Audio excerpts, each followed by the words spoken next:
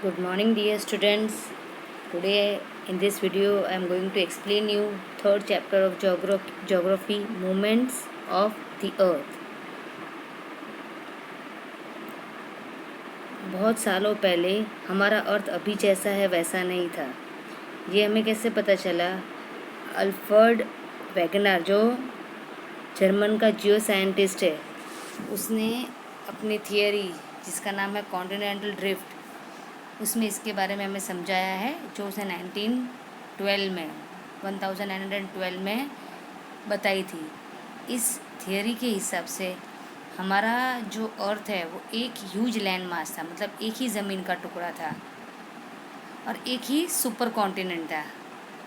Now we have various continents no. पहले कैसा था? एक ही कॉन्टिनेंट था जिसको पैनगाई कहा जाता था। ये हमें अल्फ्रेड ने समझाया है। जैसे जैसे टाइम जाता है वैसे पैनगाई जो है वो दो लैंड मासेस में डिवाइड हो जाता है, लॉरेशिया और गोंडवाना लैंड। फिर और जब थोड़ा टाइम जाता है तो फिर ये दो लैंड मासेस जो है वो फर्दर लैंड मासेस में, मतलब, और ये जो दो ज़मीन, पहले एक ही ज़मीन का टुकड़ा था, फिर उसके दो पार्ट हुए, फिर ये दो पार्ट के और छोटे छोटे पार्ट्स हुए। This this this disintegration and movement continue till the earth reach its present day position. और ये कब तक चला? जब तक अभी तक हमारे पास जो अर्थ का पोजीशन है हुआ नहीं, तब तक ऐसा चलता रहा। मतलब एक ज़मीन के अर्थ के टुकड़े में से दो हुए, दो में से फिर वेरियस कॉन्टिनेंट्स होते गए, मतलब क्या, ज़मीन के टुकड़े होते गए। देखो, ये अगर ये आपको देखना है तो ये इसमें आपको दिखाई देगा इस पिक्चर में, ठीक है। यहाँ लास्ट वाला जो पिक्चर है, ये वाला ये प्रेजेंट डे का है, ठीक है। उसके पहले, सबसे पहले जो था वो कौन सा? ये वाला था। फिर ये पोजीशन हुआ और फाइनली अभी जो हमारा अर्थ की पोजीशन है वो इस डायग्राम में दिखाई गई है।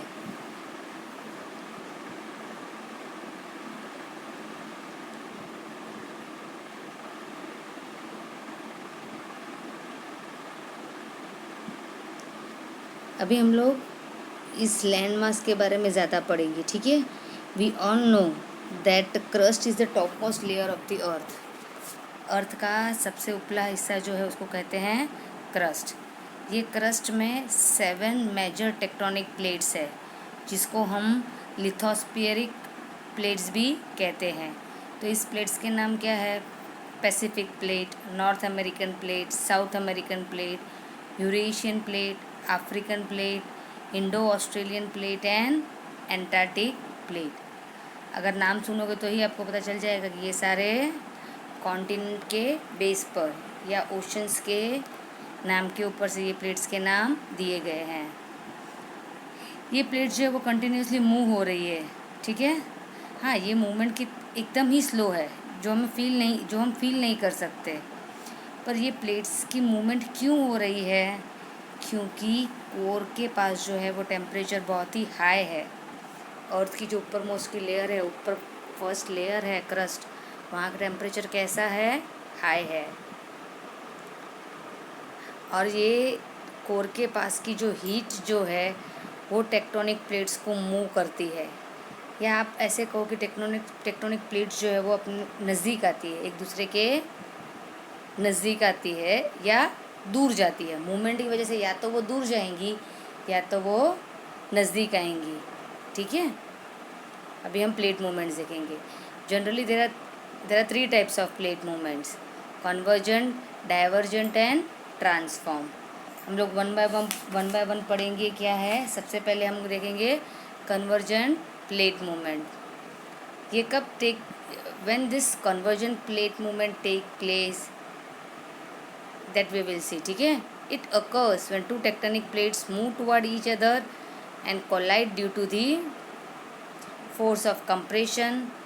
When these plates collide, the rocks layer of the earth get folded. This process is known as folding. अभी ये जो दो टेक्टोनिक प्लेट्स है वो मूव होती है तो क्या होगा, वो एक दूसरे से मिल जाएगी। कोलाइड मतलब क्या, मिल जाना या उसके ऊपर ओवरलैप हो जाना।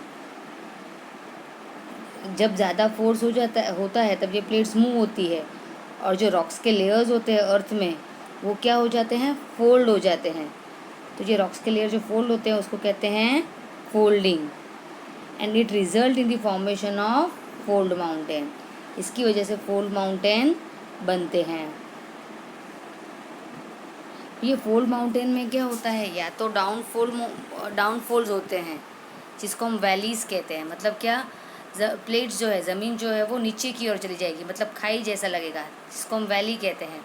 और ये अपफोल्ड होगा जिसको हम रिट्स कहते हैं। This are known as synclines और एंटी सिंक्लाइंस रिस्पेक्टिवली। ठीक है, मतलब डाउनफॉल्स को सिंक्लाइंस कहेंगे और अपफोल्ड को एंटी सिंक्लाइंस कहेंगे। अब ये फोल्ड माउंटेन्स है, ये क्या होते हैं, दो कैटेगरीज में उसको डिवाइड किया है, ओल्ड फोल्ड माउंटेन और यंग फोल्ड माउंटेन। अभी ओल्ड फोल्ड माउंटेन्स जो है वो कुछ ऐसे हम देखने जाएंगे तो 200 मिलियन ईयर्स पहले बने हुए हैं। ये माउंटेन्स जो है that have been eroded and have rounded peak। मतलब ये माउंटेन्स की पीक कैसी होती है, राउंड होती है। अगर हम राजस्थानी का अरावलीज देखेंगे, यूरल देखेंगे, यूरेशिया का, तो वो ओल्ड फोल्ड माउंटेन का एग्जाम्पल है जिसकी पीक राउंड होती है। और यंग फोल्ड माउंटेन है वो, ओल्ड फोल्ड माउंटेन जितने पुराने नहीं होते, वो कुछ बने होते हैं, फॉर्म होते हैं 60 to 70 मिलियन ईयर्स अगो। और इनकी खासियत क्या होती है कि इनकी जो पीक है वो बहुत ऊंची होती है और पीक पॉइंटेड होती है। हमने ओल्ड फोल्ड माउंटेन में देखा राउंड पीक होती है, यंग फोल्ड माउंटेन में क्या होता है, पॉइंटेड पीक। पॉइंटेड पीक यानी क्या, ऐसी वाली, this is called pointed and this is called round. Mountain जो है वो या इस फॉर्म में होता है या पीक फॉर्म में होता है। तो ऐसे वाले जो है that is called old fold mountain, और ये वाले हैं वो यंग फोल्ड माउंटेन।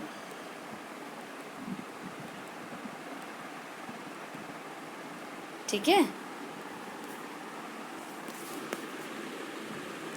ये हो गया कन्वर्जेंट प्लेट मूवमेंट के बारे में। अभी हम देखेंगे सॉरी अभी हम देखेंगे डाइवर्जेंट प्लेट मूवमेंट। वो कब प्लेस करता है, वो कब टेक प्लेस होता है डाइवर्जेंट प्लेट मूवमेंट, जब टू टेक्टोनिक प्लेट्स जो है वो मूव करती है किसी फोर्स की वजह से। ठीक है, due to tension vertical faults और cracks are created along the lines of weakness in the crust में या तो वर्टिकल फॉल्स होंगे या क्रैक्स होंगे। ठीक है, इस वजह से ये प्रोसेस को हम कहते हैं फोल्टिंग। कभी कभार क्या होता है कि ये पार्ट जो है फोल्टिंग का पार्ट, या तो वो ज़मीन के नीचे चला जाएगा, ठीक है, और उसको इस वजह से वो वैली फॉर्म करता है। ऐसी वैली को, ऐसे संगबीन वैली को हम रिफ्ट वैली कहते हैं और ग्रैबन कहते हैं। नर्मदा और टापी वैली है इंडिया की, वो कैसे बनी है, वो ऐसे डाइवर्जेंट प्लेट मूवमेंट से ही बनी है। ये Narmada valley, Tapi valley, Narmada river के पास जो ये वैलीज़ है, खाई जब हम कहते हैं, वो कैसे बनी है, डाइवर्जेंट प्लेट मूवमेंट से। अगर आप यहाँ पे पिक्चर देखोगे तो आपको समझ में आ जाएगा। देखो फर्स्ट पिक्चर में दिया हुआ है,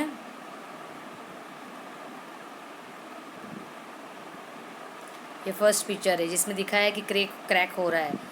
फिर क्या होता है, ये सेकंड पिक्चर में आप देखो, जो क्रैक पार्ट है वो क्या चला जाता है, इसका क्या होता है, क्रैक पार्ट ज़मीन के नीचे चला गया उससे, और इसी को हम कहते हैं रिफ्ट वैली।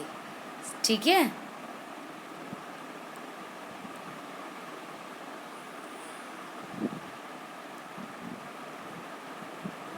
अभी हम देखेंगे नेक्स्ट पार्ट। कभी कभार क्या होता है, ये क्रैक की वजह से, अभी हमने क्या देखा कि जब क्रैक हुआ ज़मीन में तो वो ज़मीन का हिस्सा क्या हुआ, ज़मीन के नीचे चला गया, जिसको हमने वैली कहा।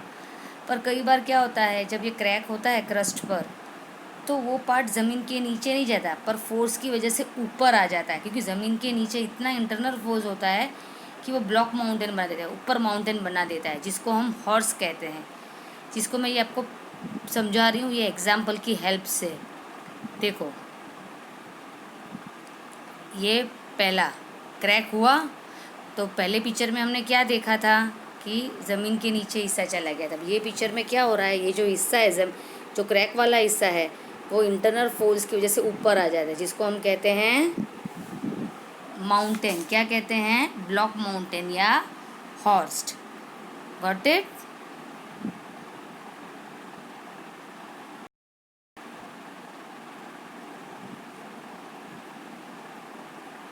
I hope you understood. देखो पहले वाले हिस्से में क्या था, हिस्सा जो है वो ज़मीन के नीचे चला गया, जिसको हमने रिफ्ट वैली कहा। सेकंड पिक्चर में क्या हुआ, जो ज़मीन का पोर्शन है वो इंटरनल फोर्स की वजह से माउंटेन का फॉर्म ले लेता है, जिसको हम कहते हैं ब्लॉक माउंटेन या होस्ट। यहाँ अगर आप देखोगे तो कन्वर्जन प्लेट मूवमेंट का पिक्चर दिया हुआ है, डाइवर्जन प्लेट मूवमेंट जो अभी हमने देखी उसका भी पिक्चर दिया हुआ है। Got it? और थर्ड जो है वो ट्रांसफॉर्म प्लेट मूवमेंट है, जो मैं अभी आपको पढ़ाने वाली हूँ। ट्रांसफर प्लेट मूवमेंट कब अकर होता है? जब two tectonics plate horizontally slide करती है तब। और इस वजह से क्या होता है, जब वो हॉरिजॉन्टली प्लेट्स की मूवमेंट होती है तो ट्रिमेंडस फ्रिक्शन होता है, बहुत ही घर्षण। फ्रिक्शन मतलब क्या? घिसना दो चीज़ का। और इस वजह से वॉल्केनिक इरप्शन होता है, अर्थक्वेक होता है। जब अर्थ की प्लेट्स जो है, ज़मीन के नीचे की जो प्लेट्स है वो हॉरिजॉन्टली मूव करती है, तो फ्रिक्शन की वजह से वॉल्केनिक इरप्शन होता है और अर्थक्वेक्स होता है। ठीक है, तो पहला हम देखेंगे वॉल्केनोस। वॉल्केनो क्या है? Volcano is an opening on a surface of earth through which molten material or magma, ash and hot gases come out. Volcano मतलब क्या? जब ज़मीन का हिस्सा गर्मी की वजह से फट जाता है और मॉल्टन मटेरियल, मैग्मा, ऐश, गर्म गैस, ये सब वॉल्केनो से बाहर आता है। और जब ये वॉल्केनो फटता है तब जो उसकी ओपनिंग होती है उसको कहते हैं क्रटर। क्या कहते हैं? क्रटर। देखो मैं आपको ये पिक्चर में दिखा रही हूँ, जो नेक्स्ट पेज पर पिक्चर दिया हुआ है। यहाँ पर को देख पा रहे हो? देखो मैंने हाईलाइट कर रहा है, एनालाइज किया। क्रटर पढ़ पा रहे हो? ये उपला वाला हिस्सा, ये वाला हिस्सा इज कॉल्ड क्रटर, जहाँ से हॉट गैस, मैग्मा, ये सब बाहर आता है। ठीक है,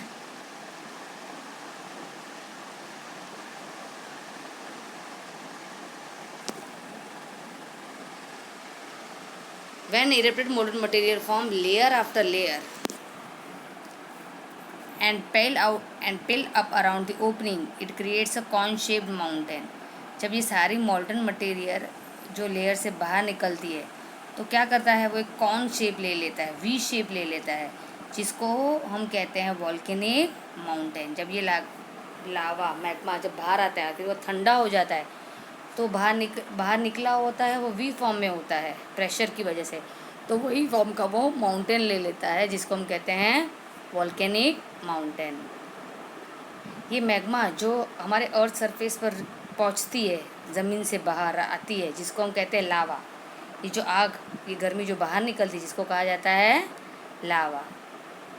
तो ये पैसेज है जहाँ से ये लावा बाहर निकलता है, उसको हम कहते हैं वेंट। फिर मैं पिक्चर की ओर जा रही हूँ आपको समझाने के लिए। देखो ये वाला जो पार्ट है ये क्या है? वेंट। ये जगह, ये पैसेज जहाँ से ये मैग्मा ट्रैवल होके ज़मीन के ऊपर आता है, जिसको कहते हैं वेंट। Got it? अभी इसी को कहते हैं वॉल्केनिक इरप्शन। जब ये प्रोसेस टेक प्लेस करता ये प्रोसेस होता है, मतलब जब लावा बाहर आता है तो उसको कहते हैं वॉल्केनिक इरप्शन। तो वॉल्केनिक इरप्शन या तो वो एक्सप्लोजिव होता है या तो वो क्वाइट होता है। अगर वो एक्सप्लोजिव इरप्शन है तो क्या होता है, लावा जो है वो नैरो वेंट से पास होता हुआ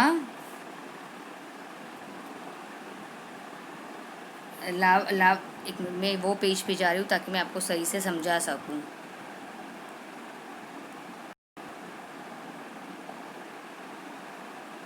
सी एवरीवेयर हियर, ठीक है। अभी मैं आपको समझा रही थी वाइट इरप्शन और एक्सप्लोसिव इरप्शन के बारे में, ठीक है। Lava oozes in a explosive eruption, lava oozes out at a point through a narrow vent, where in a quiet eruption lava comes out through several narrow vents। अभी जब explosive eruption होता है तब एक ही वेंट में से लावा बाहर आता है, ठीक है। और जब क्वाइट इरप्शन होता है तब लावा जो है छोटे छोटे अलग अलग वेंट से बाहर आता है और वो लार्ज एरिया को कवर करता है, जिसकी वजह से वॉल्केनिक प्लेट्यूज बन जाते हैं। Got it. अगर वो एक ही नैरो वेंट से बाहर आता है तो जिसको कहते हैं एक्सप्लोसिव इरप्शन, मतलब वो एक ही साथ एक ही जगह से फोर्स में आ जाएगा।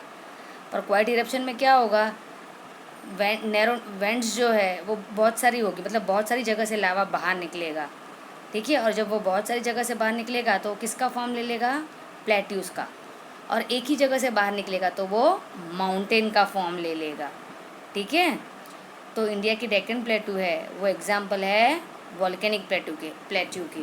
डेक्कन प्लेटू कैसे बना है, बहुत सालों पहले वॉल्केनिक इरप्शन वहाँ पर हुआ होगा और कई वेंट में से लावा बाहर निकला होगा और वो प्लेटू बना होगा।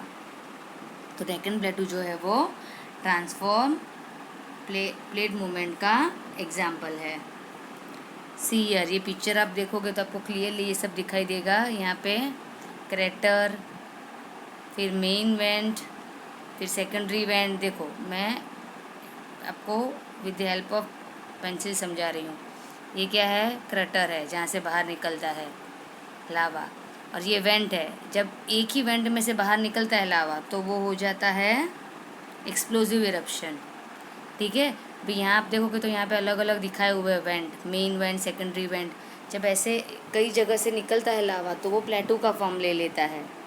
Got it.